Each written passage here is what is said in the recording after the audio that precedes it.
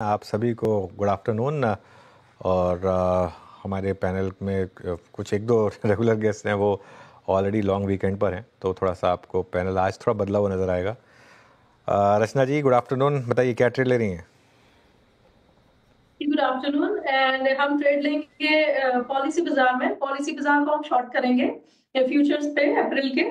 और यहाँ पे हम 1585 पे बैठे हुए। हमारा फर्स्ट टारगेट होगा 1560 और उसके बाद अगर डिलीवरी के लिए कैरी करते हैं मल्टीपल डेज के लिए तो इवन 1510 का टारगेट बन सकता है। इसमें स्टॉप लॉस होना चाहिए 1620 पे। पॉलिसी बाजार वायदा का टॉप लूजर लगभग 4% गिरकर कर रहा है कारोबार। सेल की राय आती हुई रचना जी की तरफ से। राजेश सातपुते जी, गुड आफ्टरनून। आप क्या पिक कर रहे हैं आज के सेशन के लिए? Very good afternoon Shreya, good afternoon Anuj ji and good afternoon everyone. Shreya देखिए, शॉर्ट साइड का ट्रेड होगा वो रहेगा एलटीआई माइंट्री।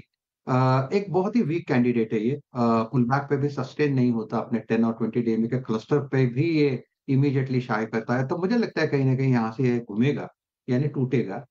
एलटीआई माइंट्री से सेल 4600 के आसपास का स्टॉप लॉस लगा है मेरा। इसका टारगेट करीबन 4300 से 4250 है। काउंटर बड़ा है, अगर कोई पुट के द्वारा काम करना चाहता है तो फिर 4400 का पुट श्रेया 113 के आसपास है, इसे बाय करके चले। स्टॉप लॉस होगा करीबन 75 का और इसका स्विंग का टारगेट होगा करीबन करीबन 180 टू 200। तो एक बड़ा स्विंग मुझे लगता है इस पुट पे भी मिल सकता है और सेफ्टी भी मिलेगी वोलेटिलिटी के against. So LTI Mindtree is a sell. LTM is a sell. ये होगी राजेश जी की तरफ से trade. Soni ji, good afternoon. आपकी ट्रेड? Good afternoon everyone. मेरा यहाँ पे सेल रिकमेंडेशन है इन्फोसिस पे। इन्फोसिस यहाँ पे 98% शॉर्ट रोल ओवर्स दिखाया है अप्रैल सीरीज के लिए। एक ब्रेकडाउन भी दिया है आज 1600 के नीचे। सो इन्फोसिस की फ्यूचर्स अप्रैल सीरीज में सेल कर सकते हैं। स्टॉप लॉस यहाँ पे लगाइए 1600 का, 1600 का यहाँ पे स्टॉप लॉस रहेगा और टारगेट है 1550। इनफैक्ट 1550 का एक सपोर्ट है, वो ब्रेक करता है तो एक बड़ा सेल टुवर्ड्स 1500 लेवल्स भी नजर आ सकते हैं पोजिशनली। इन्फोसिस सेल की राय और अभी तक के जितने भी ट्रेड्स हैं सारे ही शॉर्ट वाले बिकवाली करने की राय है। ठीक है, स्नेहा जी, गुड आफ्टरनून। आप बताइए आपकी पिक क्या होगी आज के सेशन के लिए? Very good afternoon. अगर आप देखें तो मेरा एक बाई पिक है, that is on union bank. अगर आप देखें कल ये स्टॉक में काफी अच्छी रिकवरी दिखाई थी। एक रेजिस्टेंस जोन था अराउंड 120 122 के आसपास, जो कि काउंटर ने कल सरपास किया। और आज मुझे लग रहा है कि जिस तरह की ओवरऑल सस्टेन कर रहा है वो अपना जो भी एटलीस्ट 1.5% ऊपर है। मेरा मानना है यहाँ से तेजी एक्सटेंड हो सकती है। तो आई वुड सजेस्ट कि 122 के एसएल से यहाँ पे लॉन्ग करें for the target of 132 cross होता है तो possibility of 140 level is very much high. तो यहाँ पे रिस्क रिवॉर्ड रेशियो काफी अच्छा है। तो 32 के टारगेट के लिए यूनियन बैंक में खरीदारी की राय। एक बाई साइड की ट्रेड, बाकी 3 सेल साइड की ट्रेड आती हुई। सोमिल जी, गुड आफ्टरनून। आप बताइए आप क्या पिक कर रहे हैं, सेल साइड और बाई साइड? बाय साइड ही होगा। मेरा पिक भी यूनियन बैंक था, लेकिन चेंज करके अभी मैंने हुडको कर दिया है। हुडको would be a buy. 40 daily moving average से सपोर्ट लेके ऊपर की तरफ रुक गया है। आज थोड़ी सी हल्की गिरावट है, लेकिन बाय ऑन डिक्लाइंस की स्ट्रैटेजी रखेंगे। हुडको में स्टॉप लॉस होगा 194 और टारगेट होगा 210। ओके, तो हुडको ये होगा इस समय का पिक का। चलिए आगे बढ़ते हैं। सिद्धार्थ खेमका तैयार है हमारे साथ। Siddharth, good afternoon. सिद्धार्थ, क्या पिक किया आपने? आपका पसंदीदा स्टॉक? गुड आफ्टरनून सभी को। जो मेरा स्टॉक पिक है वो है GAIL gas authority of India limited. हमें लगता है कि जो ओवरऑल एनर्जी डिमांड बढ़ी है उसमें इसको काफी बेनिफिट होगा। हमें लगता है कि 7% वॉल्यूम के जो ट्रांसमिशन में मार्केट मिलाते हैं 2 सालों में देखने को मिलेगा। गैस कंजम्पशन में काफी ग्रोथ हो रही है और की ड्राइवर्स है city gas distribution, power, industrial demand.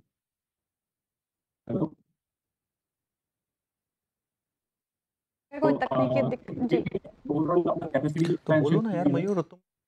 और जो वैल्यूएशन है स्टॉक गिरने के बाद अच्छी अट्रैक्टिव वैल्यूएशन पे आ गई थी। डिविडेंड यील्ड भी काफी अच्छी है, तो रेकमेंड करेंगे बाय कीजिए गेल। टारगेट प्राइस रहेगा 195।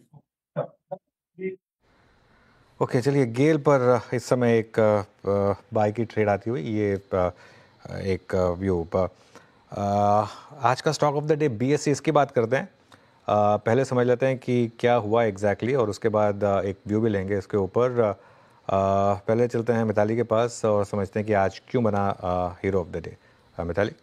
जी, तो सेबी ने आज एक्सपायरी डे के दिन ही एक कंसल्टेशन पेपर जारी किया है जहां उन्होंने एक्सपायरी डे को चूज करने के लिए फीडबैक मांगे हैं। सेबी का कहना है कि आइदर ट्यूसडे या थर्सडे, ये 2 ही दिन अब एक्सपायरी के लिए रखे जाएंगे और सेबी ने 17 अप्रैल तक यहाँ से फीडबैक लोगों से मांगे हैं। इसके बीच एनएसई जो है उसके लिए एक प्रॉब्लम खड़ी हो सकती है क्योंकि एनएसई ने अपने एक्सपायरी डे को थर्सडे से मंडे शिफ्ट करने के लिए यहाँ पे एक योजना बनाई थी और अभी उन्होंने ये जो प्रस्ताव था इसे बोला है कि अभी वो डेफर कर रहे हैं अंटिल फर्दर नोटिस। और अब यहाँ उन्होंने देखना होगा कि जो उनकी मंडे की एक्सपायरी थी वो अब क्योंकि लागू नहीं हो पाएगी तो कौन सा एक्सपायरी डे अब वो चुनेंगे। तो बीएसई और एनएसई के बीच ये एक इंपॉर्टेंट नोट करने लायक चीज थी यहाँ पे। इसके अलावा आईएफएल सिक्योरिटीज ने भी बीएसई के लिए एक अपसाइड रेटिंग दी है। उन्होंने टारगेट दिया है 6200 रुपीज का, यानी कि कल के क्लोजिंग से देखें तो 32% का अपसाइड मूवमेंट, लेकिन आज के ही सत्र में देखें तो 15 से 16% की हमें अपसाइड मूव बीएसई में देखने को मिली है। एनएसई की जो एक्सपायरी दिन में बदलाव की योजना थी उससे टलने से बीएसई को यहाँ पे फायदा नजर आ सकता है। मार्केट शेयर में भी हमें इसकी उछाल देखने को मिल सकता है। FY26 तक बीएसई का जो मार्केट शेयर है वो बढ़ भी सकता है, ऐसा आईएफएल का कहना है। और FY26 और 27 में जो ट्रेडिंग वॉल्यूम्स है वो अनुमान लगाया जा रहा है कि 33% से 38% तक रहने की संभावना है। साथ ही FY25 से FY27 के बीच जो ईपीएस ग्रोथ है वो माना जा रहा है 32% CAGR से बढ़ने की यहाँ पे उम्मीद जताई गई है। और आईएफएल सिक्योरिटीज जो उनका फेयर वैल्यू था पहले 5000 था, अब इसे रिटरेट करके बाय रेटिंग दी है 6200 की। एक और इंटरेस्टिंग फैक्ट आपको बताना चाहेंगे कि बीएसई का जो मार्केट शेयर है इनके इंडेक्स ऑप्शन प्रीमियम में हम देखें तो प्रीमियम टर्नओवर जो अक्टूबर से कंपेयर करेंगे तो 13% का मार्केट शेयर बीएसई का था, वहां से बढ़ के नवंबर में और दिसंबर में 16% हुआ। जनवरी फरवरी मार्च तक ही आता आता 20 से 22% हो गया है।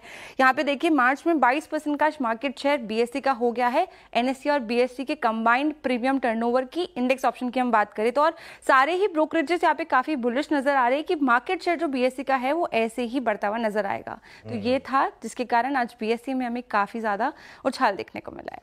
बिल्कुल, काफ़ी उछाल देखने को मिला। शुक्रिया मिताली। एक बार सिद्धार्थ जी इस पर व्यू हो जाए बीएसई पर। ओके, कुछ दिक्कत आ रही है वहाँ पर, रिकनेक्ट करते हैं। राजेश सतपथी जी, बीएसई का चार्ट देखिए, क्या वापस ऑल टाइम हाई की तरफ जाने की उम्मीद? डेफिनेटली पूरे चांसेस है। देखिए आज एक्सपायरी का पहला दिन है और ओपन इंटरेस्ट भी बढ़ा है, प्राइस तो डेफिनेटली हाईएस्ट लेवल पे खड़ा है। तो मुझे लगता है ये जो इसका रेजिस्टेंस दिखता है, अगर आप डेली चार्ट भी देखें अनुज जी, तो यहाँ पे रेजिस्टेंस दिखता है करीबन 5800 से लेके 5-6000 का। तो कहीं ना कहीं लगता है कि स्लाइटली ओवरबॉट है, लेकिन जिनके पास पोजीशन है उनके लिए तो डेफिनेटली होल्ड साइड का ही कॉल रहेगा। आप होल्ड रखें 5200 के स्टॉप लॉस के साथ, जैसे हमने कहा 5800 प्लस का टारगेट लेके काम होगा। ठीक है, बीएसई पे आप होल्ड कर सकते हैं, लॉन्ग बनने की सलाह है फिलहाल। कल के सत्र में पीएसयू बैंक में अच्छी खासी तेजी देखने को मिल रही थी। आज देखिए प्राइवेट बैंक भी फोकस में, Kotak Mahindra bank day high के आसपास कारोबार करता हुआ, आईसीआईसीआई बैंक देखिए ये भी डे हाई के आसपास फिलहाल जाता हुआ। In fact HDFC bank, axis bank में भी अच्छी तेजी देखने को मिल रही है। कोटक महिंद्रा बैंक, रचना जी मैं आपसे जानना चाहूंगी जिस तरीके से मूवमेंट इसने आज के सत्र में दिखाया, इनफैक्ट प्राइवेट बैंक में अच्छी तेजी देखने को मिल रही है, जिनके पास है वो फिलहाल बरकरार रखे और जो चाह रहे हैं फ्रेश बाइंग करना, जिस तरीके से पिछले हफ्ते भी हमने प्राइवेट बैंक्स में एक रैली देखी, उनको क्या सलाह रहेगी? जी, कोटक बैंक में chart is very very good and यहाँ पे सलाह यही होनी चाहिए कि अगर पोजीशन नहीं बनाई है तो बना भी सकते हैं, और अगर बनी हुई है तो यहाँ पे कंटिन्यू करना चाहिए पोजीशन को। ये काउंटर ने अच्छे खासे 3 दिन के पुल बैक के बाद एक बहुत ही बढ़िया गैप अप के साथ टर्न दिया है, और ये अपसाइड पे फ्यूचर्स के हिसाब से बात करें तो 2230 तक जा सकता है। तो यहाँ पे करीब करीब 30 रुपीज के एसएल के साथ अगर आप पोजीशन बनाएंगे तो 60 रुपीज जितना अपस्विंग पॉसिबल है। बिल्कुल, और कोटक हमने हफ्ते के शुरू में शेयर लिया था स्पॉटलाइट में, और आई थिंक पिछले हफ्ते भी 1-2 बार स्पॉटलाइट में आया था, और लगातार बात हुई थी कि अब यहाँ पर फंस गए हैं शॉर्ट सेलर्स और अब ये यहाँ पर रुकने वाला नहीं है। थोड़ा लंबा चार्ट रखिए इसका ज़रा, सिर्फ आज का नहीं, ताकि पता चलेगी जो बात हो रही है। 1 महीने में करीब अब 14% के रिटर्न्स यहाँ पर कोटक महिंद्रा बैंक में।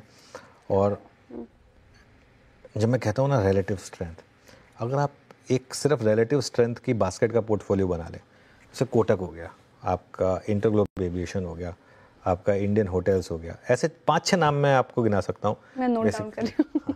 नहीं मतलब थोड़ी सी मेहनत तो खैर बाकी लोगों को भी करनी होगी। बेसिकली जो गिरावट में नहीं गिरे और ऐसे स्टॉक्स या तो गिरावट में नहीं गिरे या जिन्होंने पहले अपना ऑल टाइम हाई लगाया, आई थिंक उन पर फोकस करें बेसिकली। अभी भी मैं लोगों को ये बोलता हूँ कि मार्केट आगे क्या करेगा क्या नहीं करेगा हमें नहीं पता, लेकिन हमको एक चीज़ जो थोड़ी सी कॉन्फिडेंस दे रही है वो ये कि ऐसे स्टॉक्स में अगर आप रहेंगे तो इवन अगर बेयर मार्केट में आपका पैसा थोड़ा टूटेगा, पहली बार तो कम टूटेगा लेकिन थोड़ा टूटेगा, लेकिन उसके बाद ज़्यादा रिटर्न्स आपको मिलेंगे। एक और स्टॉक इसी में ऐड कर देता हूँ, HDFC बैंक का। हालांकि शायद उस लीग में नहीं है जिसमें कोटक महिंद्रा बैंक है, उतनी स्ट्रेंथ HDFC बैंक में नहीं है, लेकिन ये एक और स्टॉक होगा। देखिए ये आज का मूव है, 1 महीने का करीब 6% और 3 महीने का और 6 महीने का और देख लेते हैं HDFC बैंक का। क्योंकि क्या होगा ना, एटलीस्ट आपका वो जो पोर्टफोलियो कईयों का 30-30, 40-40% टूटा होगा बेयर मार्केट में, वो नहीं करेगा ये, कम से कम एटलीस्ट उस चीज़ का आपको कंफर्ट रहेगा। तो ऐसे चीज़ों पे आप चाहें तो फोकस कर सकते हैं।